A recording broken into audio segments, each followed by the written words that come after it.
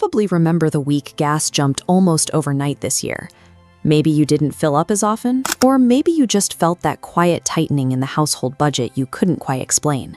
But that price didn't originate at your local gas station, and it wasn't driven by domestic policies or local taxes. It started roughly 7,000 miles away, in a stretch of water so narrow that at its tightest point, you can see the coastline on both sides at once. This map shows the Strait of Hormuz, the single channel connecting the Persian Gulf to the open ocean. Visualizing the data flow, a full 20% of global oil and LNG funnels through this geographic pinch point every single day. Because so much of the global economy relies on a gap where shipping lanes squeeze down to about 2 miles wide in each direction, this specific waterway functions as the master valve for your personal cost of living. In late February 2026, conflict between Israel, the United States, and Iran escalated sharply, leading Iranian forces to effectively close the strait by targeting passing vessels. The shipping industry responded immediately. After monitoring groups recorded multiple attacks on transiting ships, insurers aggressively hiked war risk premiums for Gulf voyages, prompting many cargo carriers to halt their routes entirely. To avoid the conflict zone, carriers were forced into a massive physical workaround, rerouting their enormous tankers entirely around the southern tip of the African continent. Rerouting around Africa adds 1 to 2 full weeks of travel time. That equates to weeks of continuous fuel burn for these massive ships, translating to millions of dollars in added operational expenses per voyage.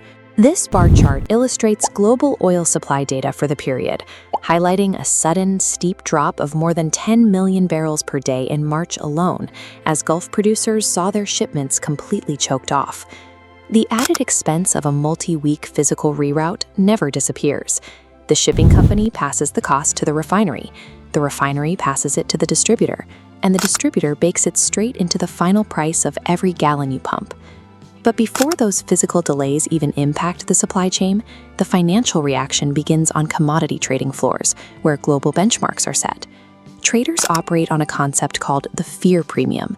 They do not wait for the oil to actually stop flowing.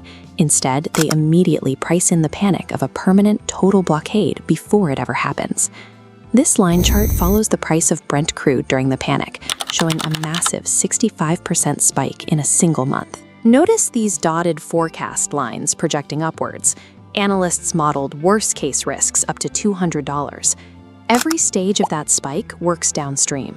The peak crude price cascades directly into retail gasoline, diesel for your groceries, and jet fuel pricing your flights. Then in mid-March, oil prices crashed nearly 9% in a single day, even though the conflict was still raging. The sudden drop occurred because reports emerged that Washington was weighing direct military action.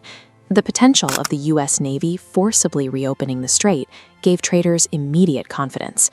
Global markets aggressively price in human psychology, swinging violently on both the panic of war and the promise of a military solution almost instantaneously.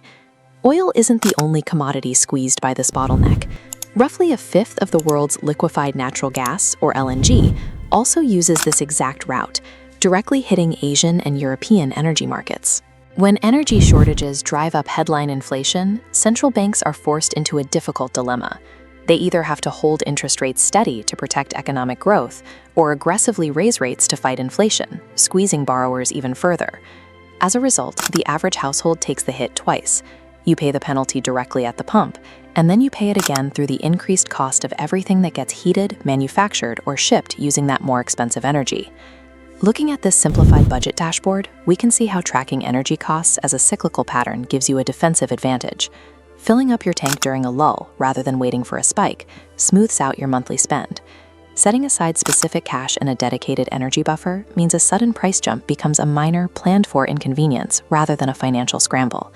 You can also time your bulk grocery and staple purchases to beat the shipping lag. Goods that travel long distances by ship or truck usually reprice 2 to 3 weeks after a shipping disruption, giving you a clear window to stock up before the delay hits retail shelves. By treating narrow global choke points like the Strait of Hormuz as active early warning signals, you can predict and plan for price pressure weeks before it ever reaches your receipt.